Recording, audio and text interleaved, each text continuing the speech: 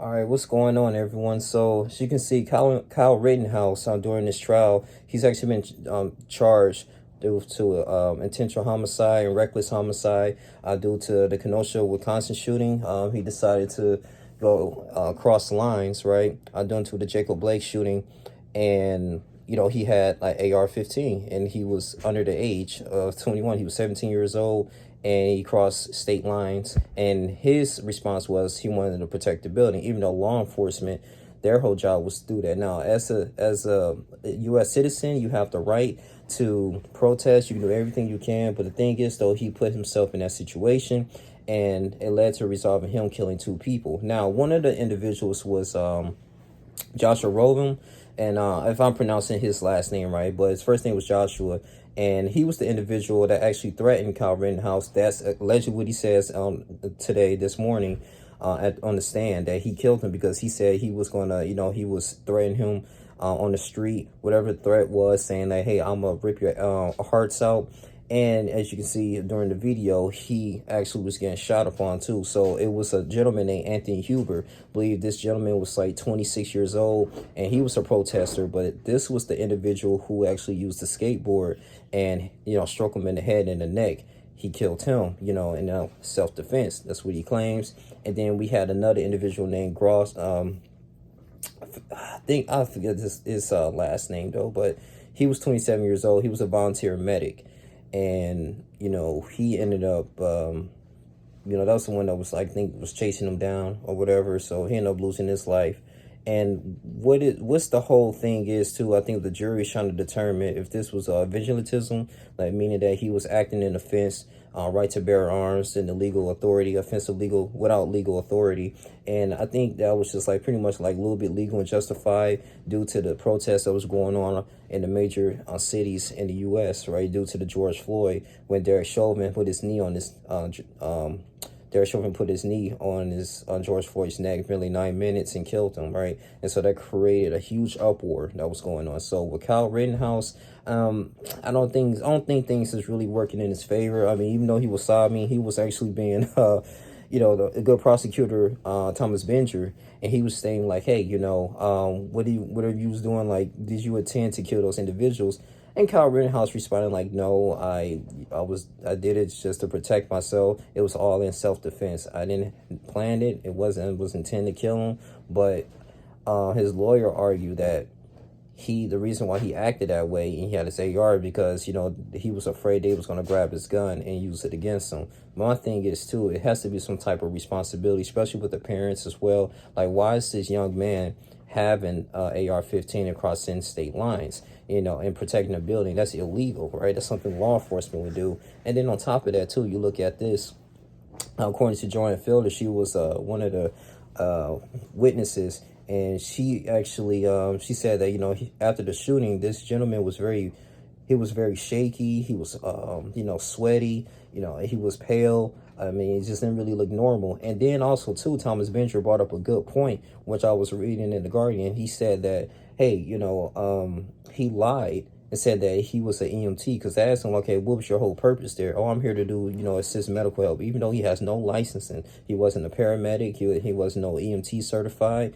no emergency medical technician, none of that stuff, and he was just there showing up with a gun, and he so happened to be in the wrong place in the wrong time, and he utilized this, the self-defense. Now, in the state of Wisconsin, you can utilize deadly force if you're in imminent danger, okay?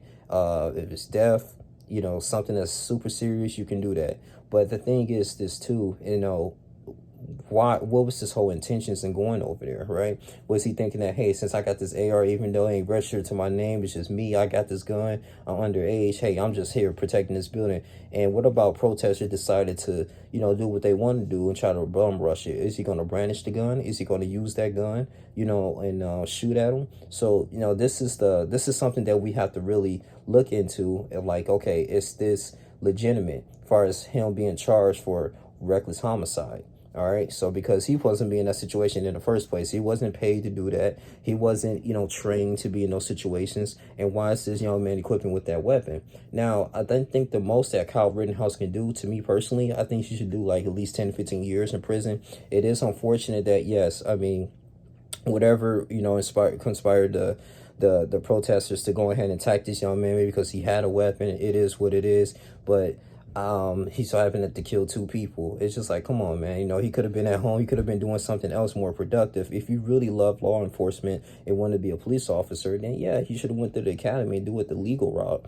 Why would you go ahead and jeopardize your future like that? You know, so that's the whole purpose. The purpose of carrying a weapon is to protect yourself, and you gotta have it legal. If somebody breaks into your home, you have to have the ability, you have the right to shoot them, to kill them, at least have a fighting chance. You get what I'm saying? It's nothing just to show around and boast like, hey, yeah, I got a gun and I wish you would do something. Like I'm my own police, you know. And that's for a whole nother video. But with Kyle Rittenhouse, man, him sobbing and everything, it's just really kind of, I'm trying to put 2 and 2 together when he lied and said like, okay, I'm the EMT, you know, I was just here for medical help.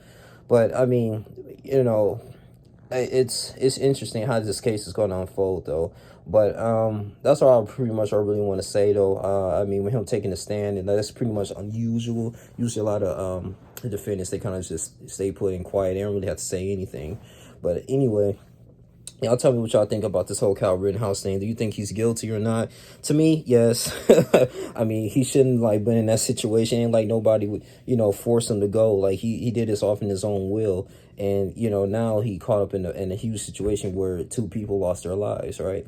So, I mean, we don't know what was said, what was conspired there, but it is unfortunate, man. So, this is why we have legal and essentially limitations, man, for like, the parents have to be accountable, man. This minor going over here with the AR encourage him to do that, and he said, I'm just here to protect the building all night. Like, come on, man. You can't be Mr. Police right there, especially in something that's really heated right now, you know, especially with the race and injustice that's going on between blacks and the law enforcement.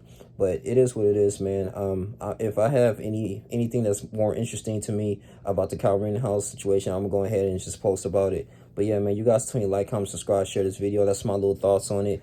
But yeah, I believe the young man is guilty, and I did make a video. I don't want you trolls coming in here like, oh, but he had Jacob Blake had a knife, and Jacob Blake, you know, nah, man. Let's stick with the case.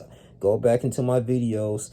You can type in Young Jr. Kyle Rittenhouse. I made a video about it last year. Okay, I wasn't bashing Kyle Rittenhouse. I was actually putting 2 and 2 together. You know what I'm saying? I was actually being very neutral. So this is just my thoughts and opinions. Let's be respectful.